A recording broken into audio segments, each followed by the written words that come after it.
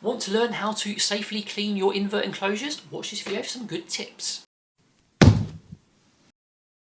Hello everyone, welcome back to Spooderpods. I'm David and today we're talking about safely cleaning your invert enclosures. A lot of people have questions on how to do this. I've done a lot of research into it because I want all my bugs to stay safe and I want your bugs to stay safe. So here are some tips on how you should clean your invert enclosures and also how often as well. So the first thing I want to say with regards to cleaning invert enclosures is avoid all sorts of chemicals.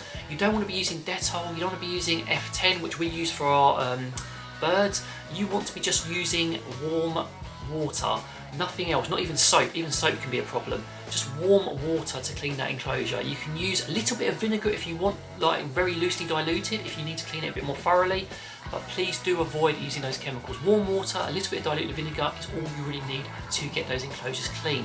Because most of the time, especially when they're bioactive, they should be cleaning themselves and they should be sort of cycling through, especially if you've got a cleanup crew like springtails, which is another great thing to keep them clean. And that leads on to my next point. You can use cleanup crews to help maintain your enclosures and avoid having to clean them as often. A lot of people use small isopod species or they use springtails.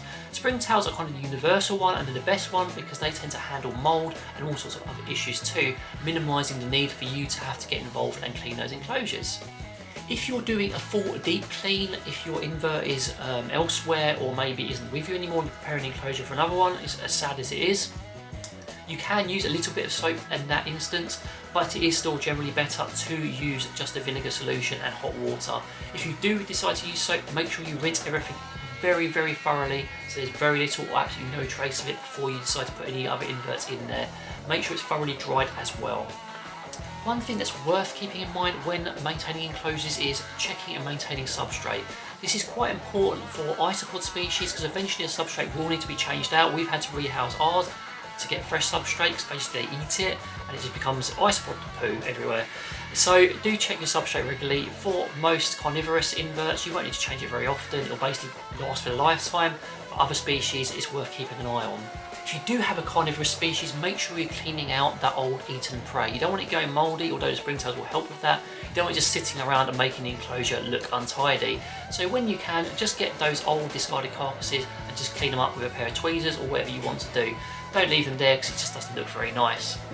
When you're cleaning fixings as well, for example their furnishings, it's just generally to maybe use a slightly damp tissue or just a tissue. Just wipe off anything that you need to or any excess dirt. You can take fixings out of the enclosure and just clean them with warm water, that's completely fine. Just make sure they're nice and dry before you pop them back in. So guys, that's it. It's a very quick video on cleaning enclosures. Hope you found it useful. Please do comment below if you have any other cleaning tips. I'd love to hear from you. But in the meantime, from me and Swarm, take care and see you later.